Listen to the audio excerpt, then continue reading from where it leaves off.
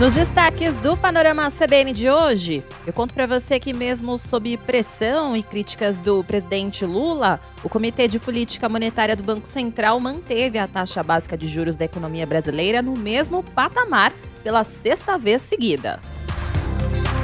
A Polícia Federal fez uma operação contra membros de uma facção criminosa de São Paulo que é suspeita de planejar a morte e o sequestro de agentes públicos e autoridades, como o senador Sérgio Moro.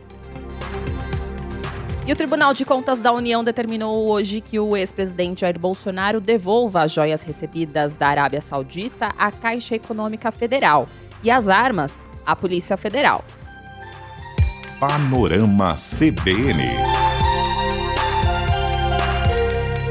Olá, para você que está ouvindo o Panorama CBN, eu sou a Juliana Prado e vou te contar em menos de 30 minutos tudo o que foi notícia nesta quarta-feira, dia 22 de março de 2023.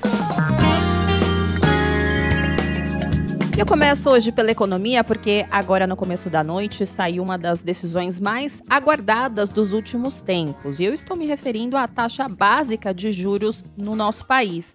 A taxa de juros é um dos instrumentos usados pelo Banco Central para manter a inflação dentro da meta. E tem impacto diretamente no seu bolso porque pode afetar a cotação de empréstimos e também a inflação nos preços dos alimentos. E hoje o Comitê de Política Monetária do Banco Central, Copom, anunciou que a taxa básica de juros da economia brasileira ficou em 13,75%, ou seja, é o mesmo valor pela quinta vez consecutiva. Essa taxa vem se mantendo nesse mesmo patamar desde agosto do ano passado. E na curta justificativa, os membros do comitê explicaram após a reunião que pesou nesta decisão a turbulência do sistema bancário global e a crise de empresas no Brasil, como, por exemplo, Americanas. Esse é o patamar mais alto desde 2016. E eu falei que essa decisão era a mais aguardada porque nos últimos meses o presidente Lula estava fazendo uma pressão para que o Banco Central reduzisse a taxa de juros. Mas tudo indica que essa pressão vai continuar nos próximos dias, porque antes desse anúncio do Copom, hoje, o ministro da Casa Civil, Rui Costa, criticou o presidente do Banco Central, Roberto Campos Neto. Rui Costa disse que Campos Neto está fazendo um desserviço para a população brasileira, porque para o ministro, a taxa atual de 13,75% é muito alta e foi aplicada pelo Banco Central na época em que a inflação estava em torno de 10%, e que hoje, estando um pouco acima de 5%, não é o mesmo remédio amargo que se justifica. O que o presidente do Banco Central está fazendo é um desserviço com a nação brasileira.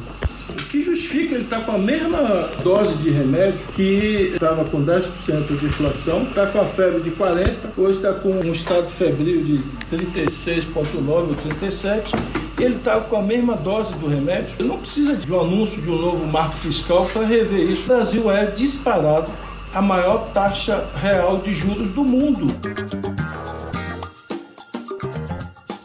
Depois de hoje, o Copom volta a se reunir no início de maio e deve analisar novamente se mantém essa taxa ou não. Outra decisão importante de hoje na economia veio lá dos Estados Unidos. O Banco Central americano elevou a taxa básica de juros do país em 0,25 ponto percentual e passou de 4,75% a 5% ao ano, que é o nível mais alto desde 2007. Essa decisão era esperada pelo mercado e também por analistas e mantém o ritmo do aperto monetário estabelecido na última reunião no mês passado. A expectativa foi mantida apesar da crise bancária que fechou instituições financeiras dos Estados Unidos. E aproveitando que eu estou falando de mercado financeiro, eu vou contar para você como o mercado fechou por aqui com toda essa expectativa ao longo do dia. A Bolsa de Valores de São Paulo, por exemplo, fechou o dia em queda de 0,77% aos 100.220 pontos.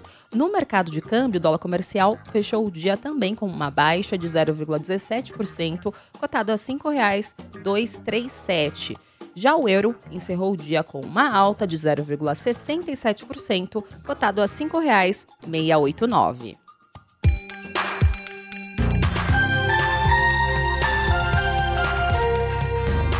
Outro assunto que movimentou o noticiário hoje foi uma operação da Polícia Federal contra membros de uma facção criminosa de São Paulo que é suspeita de planejar a morte e o sequestro de agentes públicos e autoridades, como, por exemplo, o senador Sérgio Moro e a família dele, além do promotor do Grupo de Atuação Especial de Repressão ao Crime Organizado de São Paulo, o Lincoln Gaquia, que investiga esse grupo há mais de 15 anos e hoje também atuou nesta operação.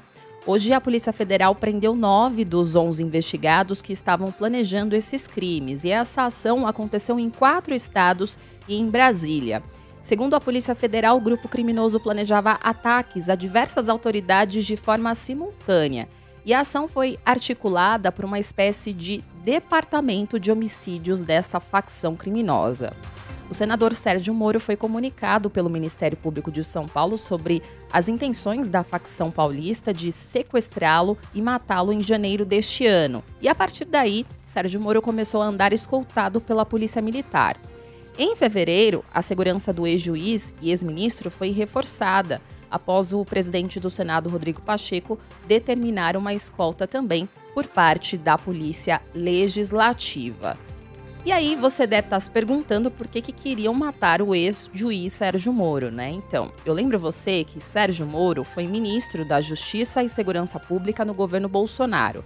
E durante a gestão dele, ele determinou a transferência de Marcola, chefe desta facção criminosa, para um presídio de segurança máxima no Distrito Federal, o que causou na época um desgaste até com o governador do DF, Ibanez Rocha.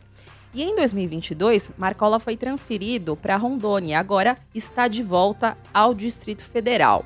E a retaliação a Moro era motivada também por mudanças no regime de visitas em presídios. E os criminosos também trabalhavam com a ideia de sequestrar o senador como forma de negociar a liberação de Marcola. Ao menos 10 criminosos se revezaram no monitoramento da família do senador em Curitiba, segundo os agentes da Polícia Federal. Esses membros da facção que foram presos hoje alugaram chácaras, casas e até um escritório ao lado de endereços do senador. A família de Sérgio Moro também teria sido monitorada por meses por essa facção. Já no caso do promotor, não é de hoje que ele é alvo dessa facção criminosa, até porque ele atua há mais de 15 anos nos trabalhos de investigações aí desses criminosos. Em entrevista à Globo News, o promotor Lincoln Gaquia disse que, ao menos toda semana, há um plano para matá-lo e falou que está diante de uma guerra promovida pelo crime organizado. Quase que toda semana há um plano descoberto aqui para me matar, porque a ordem já foi dada nos seguintes termos: assim que o Marcola fosse removido, eu deveria ser morto. Eu não tenho vida social, não consigo viajar de férias com a família, não consigo ir para uma praia, por exemplo. Já tem 4 anos que eu não consigo sair de férias. A gente está diante de uma guerra, né? Nós estamos falando hoje, infelizmente, de uma organização que ela já é uma organização mafiosa. E sendo uma organização mafiosa, ela age como as máfias, de maneira terrorista. Após a operação, o ex-juiz e agora senador Sérgio Moro disse que vai apresentar um projeto de lei para aumentar o rigor e combate ao crime organizado. Também em entrevista à Globo News, Sérgio Moro disse que a intenção é criar um mecanismo de proteção de autoridades públicas. Ele disse que parlamentares enfrentam riscos independentes de partido e falou também que já conversou com o presidente do Senado, Rodrigo Pacheco, para ter um apoio a este projeto. Entre as propostas desse projeto, aumenta a segurança de magistrados, promotores e policiais envolvidos no combate ao crime. E nós estamos também ali prevendo a criação de crimes específicos para punir esses atos de planejamento de atentados contra autoridades públicas. Porque, como nós vimos hoje, a polícia agiu, essas pessoas vão responder na forma da lei, mas a legislação hoje, ela não criminaliza o planejamento. Elas vão ser responsabilizadas por outros crimes e pelo crime de associação. E é um absurdo, por exemplo, a polícia descobrir que alguém está planejando matar uma autoridade pública e ela tem que esperar o crime começar para ela poder reagir. Já o ministro da Justiça e Segurança Pública, Flávio Dino, também falou sobre esse assunto hoje. Ele criticou o uso político da operação que foi realizada hoje, porque ontem, por coincidência, o presidente Lula disse em uma entrevista que, quando estava preso, iria se vingar de Sérgio Moro, que foi o juiz que mandou prender ele. O ministro disse que não se pode pegar isoladamente essa declaração do presidente Lula e dizer que o governo tem relação com os ataques que foram descobertos hoje. Além disso, Flávio Dino disse que não há qualquer relação política, inclusive porque a ação foi realizada para proteger um político que é oposição ao governo. Não se pode pegar isoladamente uma declaração de ontem literalmente, e vincular uma investigação que tem meses, em que o nosso governo e em que a Polícia Federal, atuando de modo técnico e independente, cumpriu a lei e obteve um êxito extraordinário, mostrando que nós não temos nenhum aparelhamento político do Estado, nem a favor nem contra ninguém. O ministro ainda disse que a facção também mirava agentes do sistema penitenciário de vários estados e policiais e que após a prisão desses membros da facção, na operação de hoje, agora os investigadores vão definir a análise do material coletado e o alcance de todo o planejamento dessa facção criminosa. E é claro que, ao longo da programação da CBN, falamos sobre este assunto. Nosso comentarista de política aqui da CBN, colunista do jornal Globo, Merval Pereira, explicou por que esse plano da facção criminosa é gravíssimo para a segurança do nosso país. Esse caso de agora é gravíssimo, porque é uma etapa a mais, um passo a mais, né, nessa ameaça à sociedade, porque você fazer atentados contra autoridades públicas é um sintoma de que você já está chegando no limite, quer dizer, quer ameaçar as instituições, quer ameaçar os representantes institucionais do povo brasileiro, né? É um perigo. Se o governo brasileiro não tomar providências drásticas, não montar uma equipe específica para desbaratar isso em todos os estados da federação. A coisa já está internacional, eles estão disputando fronteiras para a entrada de drogas. É uma coisa inacreditável. Se a gente não ficar atento, se o governo não tomar providência, nós vamos ficar submetidos a um estado narcotraficante, como aconteceu na Colômbia, por exemplo, durante muito tempo. Mudando de assunto, vamos lá para Brasília, porque o Tribunal de Contas da União determinou hoje que o ex-presidente Jair Bolsonaro devolva as joias recebidas da Arábia Saudita à Caixa Econômica Federal e as armas que ele recebeu à Polícia Federal em Brasília. A defesa de Bolsonaro confirmou que deve entregar os materiais até sexta-feira. Relembrando para você esse caso, na semana passada, a Corte de Contas deu prazo de 5 dias para que o ex-presidente devolvesse o material ao Estado brasileiro, mas estabeleceu que ele fosse entregue à Secretaria-Geral da Presidência da República. Mas o Ministério Público, junto ao TCU, sugeriu que fosse expedida uma autorização para guardar esses materiais em outros órgãos, como a própria Caixa Econômica e a Polícia Federal, até porque são objetos de alto valor. E aí os advogados de Bolsonaro pediram que o tribunal indicasse o local correto para devolvê-los e o tema foi levado hoje ao plenário do TCU. E a decisão tomada hoje pelos ministros do tribunal foi de forma unânime. A Caixa também vai manter guardado o segundo pacote de joias avaliadas em 16 milhões e meio de reais que ficou retido na Receita Federal, porque o Tribunal de Contas da União entendeu que as joias e as armas que Bolsonaro recebeu da Arábia Saudita não poderiam ser incorporadas ao acervo pessoal do ex-presidente. O que o presidente do TCU explicou, Bruno Dantas, ele falou na semana passada, é que os presentes personalíssimos e de baixo valor poderiam sim ficar com o presidente da República, mas que esse não teria sido o caso das joias. Agora, eu vou fazer uma pausa no noticiário para contar para você um recado do patrocinador deste podcast.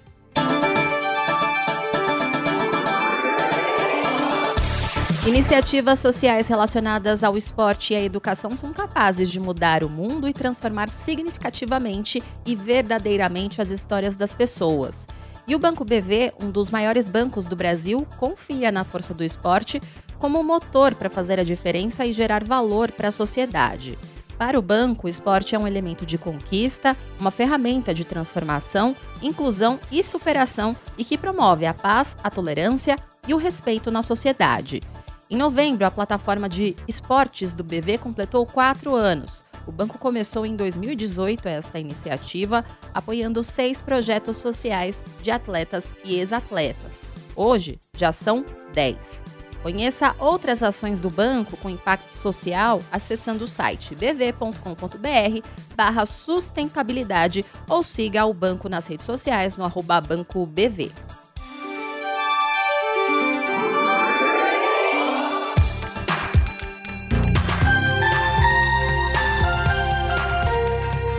Voltando ao noticiário, você lembra do caso da estudante de medicina da USP que desviou dinheiro da formatura? Então, hoje o Ministério Público de São Paulo apresentou uma denúncia contra a estudante Alicia Veiga pelo desvio de quase R$1 milhão da comissão de formatura da turma de medicina da USP. Alicia foi denunciada por estelionato consumado 8 vezes, além de uma denúncia por tentativa de estelionato. Mas Alicia responde essa acusação em liberdade. A promotoria entendeu que a estudante gerou prejuízo aos formandos e induziu seus colegas ao erro, utilizando de uma fraude. No total, foram 8 depósitos feitos na conta de Alicia, totalizando R$927 mil pela empresa As Formaturas, que administrava essa quantia. E em janeiro, a estudante solicitou o depósito de R$21 mil, que não foram realizados pela empresa que já estava ciente dessa fraude. E mesmo com todos esses fatos, no entendimento da promotoria, a estudante só conseguiu realizar essa fraude porque possuía a confiança dos integrantes da comissão de formatura e também dos formandos por justamente presidir a comissão.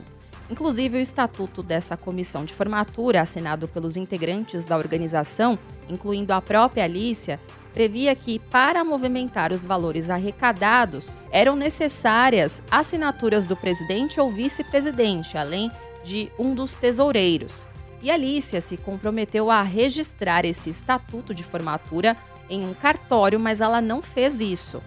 Com isso, ela conseguiu solicitar os depósitos à empresa, que acreditava que a estudante tinha o aval dos seus colegas. Segundo a promotoria, os depósitos se repetiram nos mesmos moldes ao longo do ano de 2022, sempre com Alicia mantendo seus colegas ao erro. Depois desse caso vir à tona, Alicia Veiga admitiu à polícia ter desviado o dinheiro.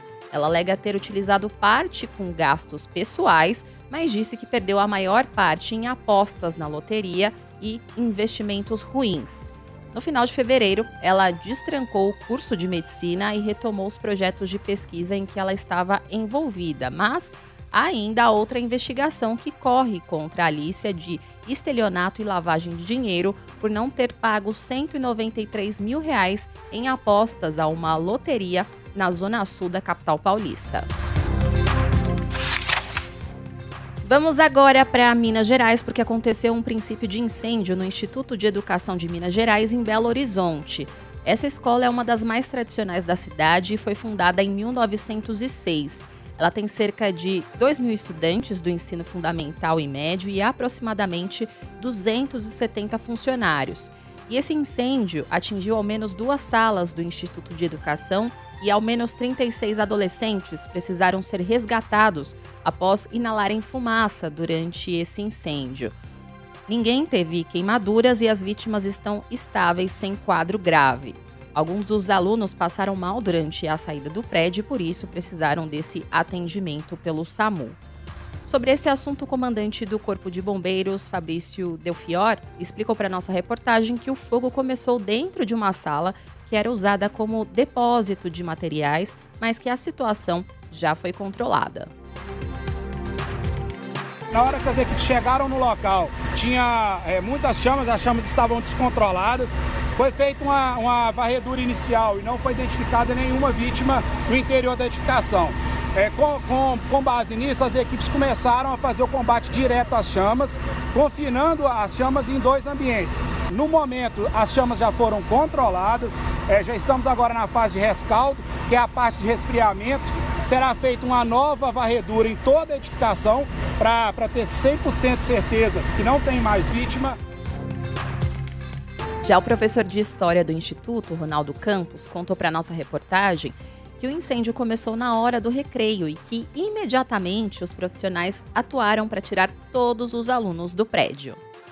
Nós estávamos na sala dos professores, uma funcionária chegou correndo, avisando que tinha começado o incêndio, e imediatamente nós saímos, sem pegar nada, eu larguei meus equipamentos todos lá no anfiteatro.